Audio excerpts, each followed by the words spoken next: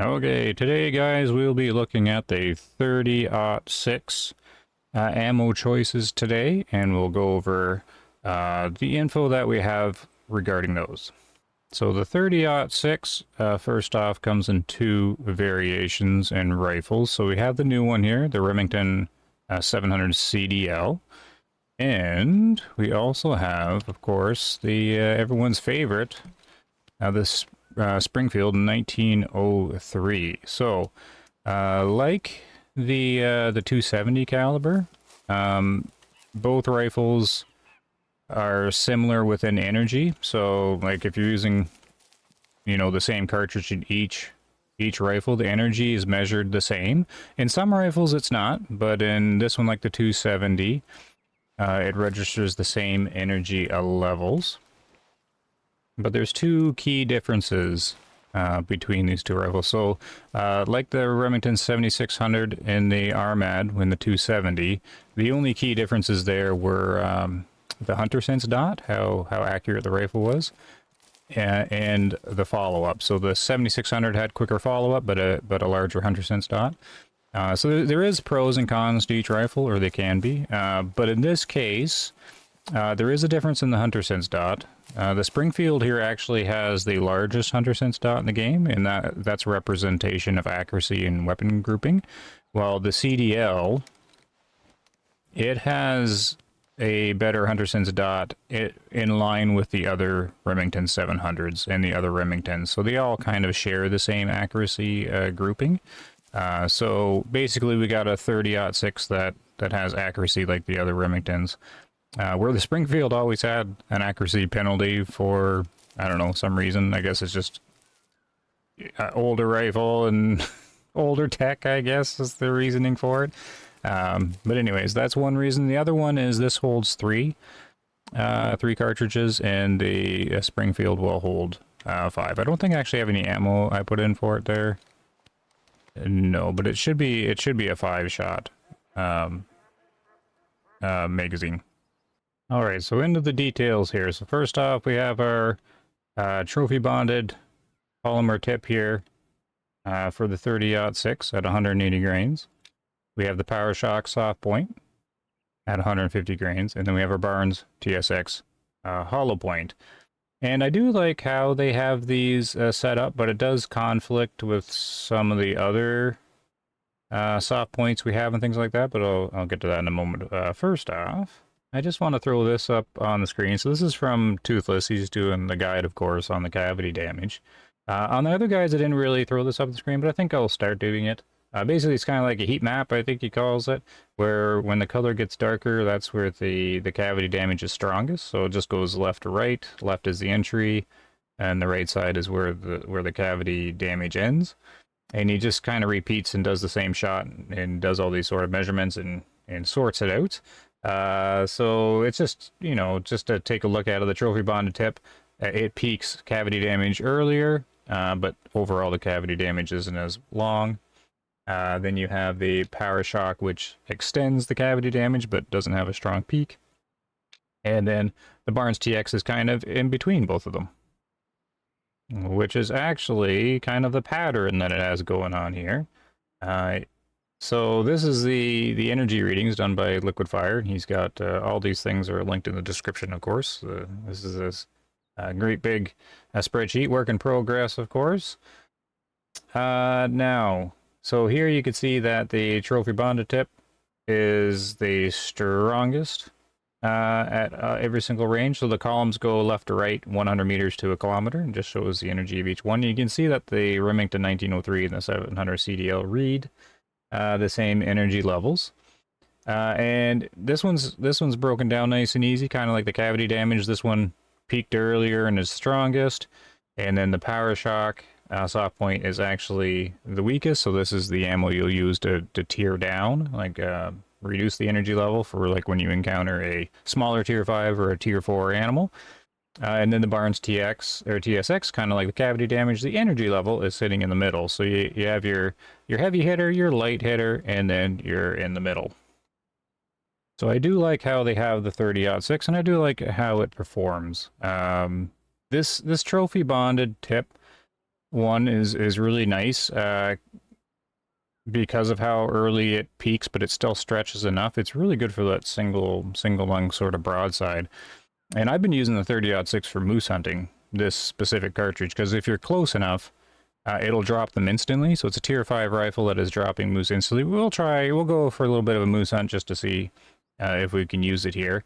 And I find it interesting because if you take the 300 and you do sort of a similar shot with the terminal scent polymer tip with the 300, it does not drop them instantly, even though it's a stronger cartridge. And that's because this one is spreading its cavity damage into the second lung. And the key to dropping them instantly, of course, is getting as much damage into the first lung as possible.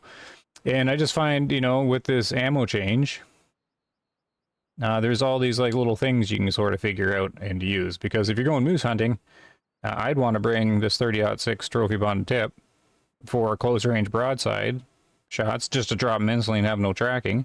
And then I'd also carry the 300 for like quartering shots and frontal shots and things like that.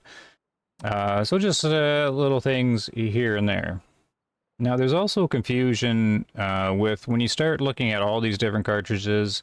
It would make sense if there was some sort of pattern, such as, you know, the trophy bonded tips were always, you know, performing sort of like this, where the soft points were always kind of lighter or something like that. And then the Barnes TX always had, you know, a cavity damage that started earlier and things like that. It doesn't like follow real life logic a lot, or it doesn't even follow the pattern in the game.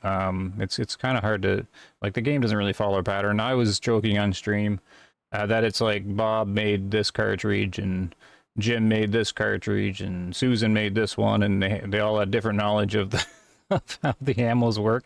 Because, well, here's an example. So here's the Power Shock for the 30-06. It's a lighter cartridge, so 150 grain compared to 180. And this one sort of makes sense. This polymer tips, it retains energy better over the entire distance than this lighter Power Shock one. So this one makes sense. But if you go down to the 300,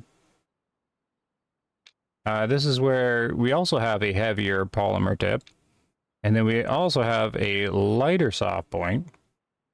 We can see in this case that the terminal ascent polymer tip, the heavier one, sort of almost in the same kind of ratio. The other one's 180 and this one's 200. But this one only outperforms the Power Shock here, even though this is the terminal ascent, but, you know, polymer tip versus soft point. This one is only outperforming the Power Shock out to 200 meters, and then the soft point takes over in the realm of the 300s. So in this case, this lighter soft point holds its energy better than the Power Shock rifle and the 30-06 when comparing within the same caliber. So it's a little tricky because they don't, like, if you're using the 300 a lot, you would get used to the lighter Power Shock soft point overtaking the heavier polymer tip at distance. But then if you switch to the 30-06, all of a sudden the Power Shock lighter one never overtakes the polymer tip. So it's sort of like, for gameplay purposes, they should kind of make up their mind and keep, you know, follow a certain kind of pattern, I would think. And I guess they do follow a pattern so far. For the cartridges that I've been looking at, the Barnes TX always gets left behind. the poor Barnes TX hollow point always seems to be the cartridge that's in like the one spot that you don't really have a good use for, because this is for, you know, hitting a tier 5 and tier 6, and this is for lighter tier 5 and tier 4, and then this is just in the middle ground, which maybe not is needed as much. I don't know, but it's the same with the 270. I haven't been able to figure out where to put this one either. So this one follows the pattern, right? They let me just double check the numbers actually. Yeah, this one follows the pattern of the 30-06. So you've got a nice clear polymer tip. That's for your tier 5s and tier 6s. And then you've got your lighter, yeah, see 130 grains, 100 grains. Your lighter soft point that is for lighter tier 5 and a tier 4. But like I was saying before, the 300 doesn't follow this pattern. So the 270 does, and the 30-06 does, follows the same pattern. But the 300 decided that their soft point was going to be stronger. But anyways, maybe they're focused on differences in brands. I don't know. But it makes things confusing. Except we can always look at this Barnes TSX and still not know when to use it instead of these two. There's been some theories put out there, but I can only see using this on the broadside. Anyways, this isn't a 270 video. This is about the 30-06. So hopefully that was clear, because we'll go out and try and find a moose and see if we can drop one instantly with it. I lost where the 30-06 is here. Yeah. So just to recap, there's your strong one, your medium, and your light. So it's nice and simple. You got 3 ranges to choose from, depending on what you're aiming for on the hunt. Okay, I changed my mind. We're going red deer hunting. Because out here in the northwest, I have a albino red deer bull that I'm trying to figure out its age. It's sitting at, I think, 1-star adult, so it might not be high fit. But I'm waiting to see it turn mature so I can know what age it is. Just to try and get it at its highest score.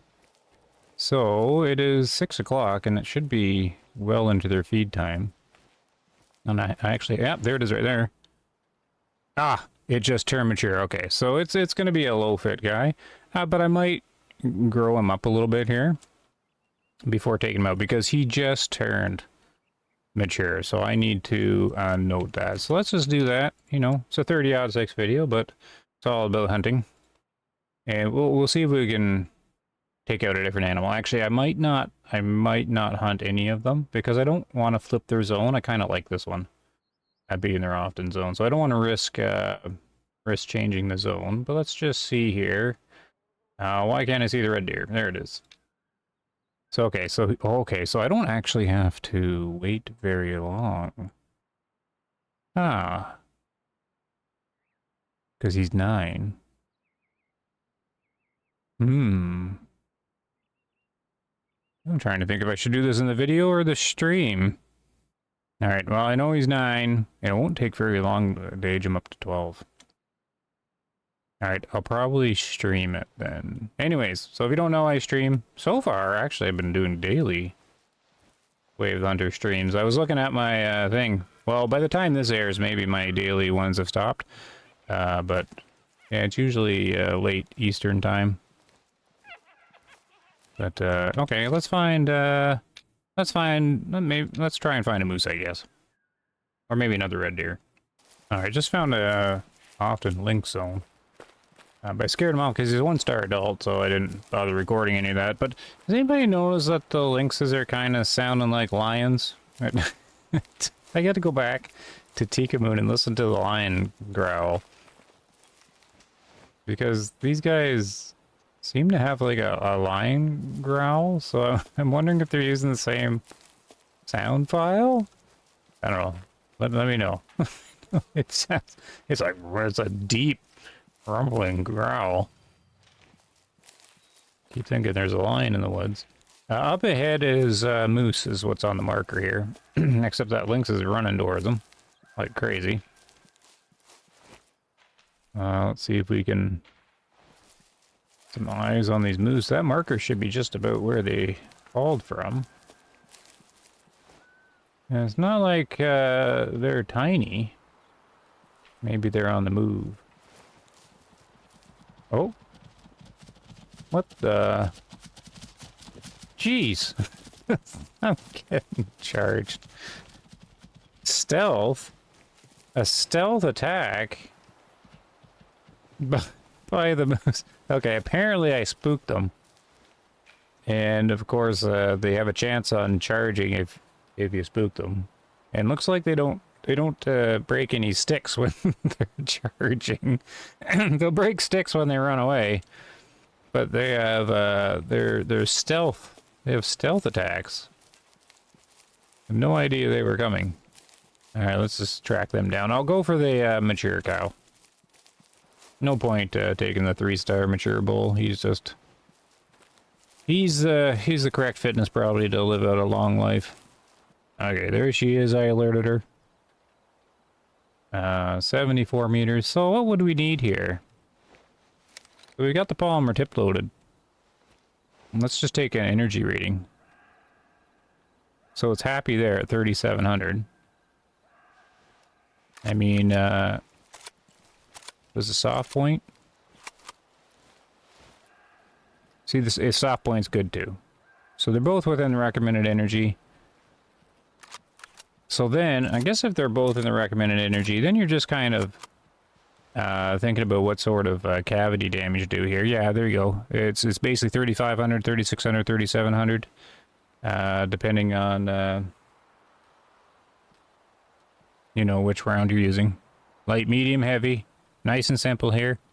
So we might as well just hit her with the big one since we're not going to lose any hunting rating. Unless there's a cavity damage sort of concern. But I think I would want to use this one as well. Even though she's slightly quartering away. Just because this is the one that peaks right at the lung, I think. So this should be good here.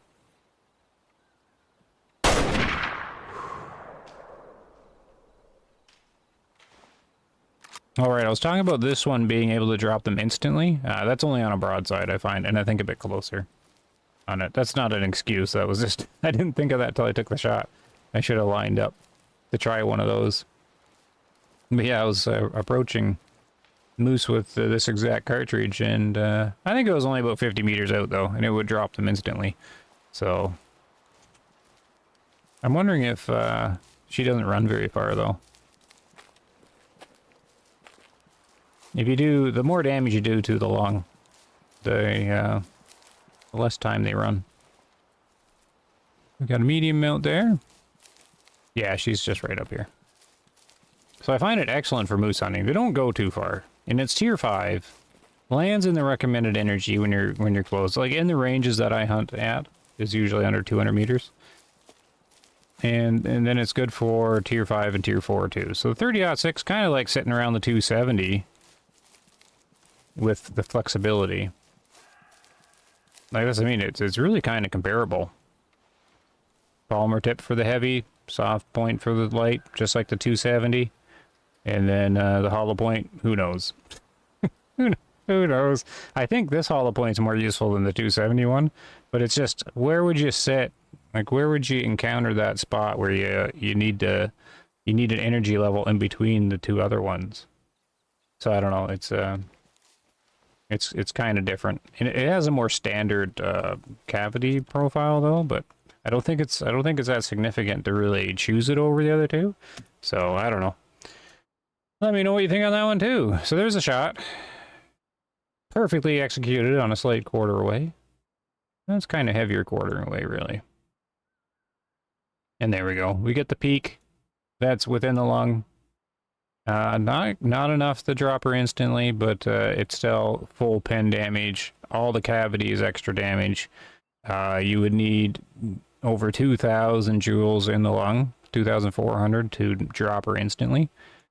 And somehow we fell short. Somehow. Just a bit too much cavity out. It's gotta be close. Yeah, when I was doing the broadside on them, it was working. But this looks like it was close. Most of that cavity damage is in the lung. Oh, man. It didn't work. Close, though. Like, it's gotta be 2,000 joules in there. Like, you have 600 plus in here. And then you're gonna have at least over... Yeah, you're gonna have over 1,000 cavity in there. Man, that would have been close to dropping her instantly. So, yep, 30-06 performs well. A lot of people are liking it. It's just not as accurate as the 270 with the RMAD. But still accurate, definitely accurate enough, you know, at 200 meters or so. I find at 300 meters, I'm getting like a larger grouping with the ZDL, but I haven't done too much grouping tests. Oh, there goes the male. Oh, well, I think I will leave it there for now, because I'm going to get ready for streaming. Almost 20 minutes. All right, and like always, thanks very much for the supporters, the super chatters that help out the channel, and the members list, of course. And if you're hanging out and you need something like a nice little pillow, got the art store going. That pillow is turning out to be popular, so that's cool. all the links and everything for that, and the toolkit link, Toothless's guide is down there too, Liquid Fire's spreadsheets down there, all the great stuff. Thanks for watching, enjoy hunting, take care guys, see you later.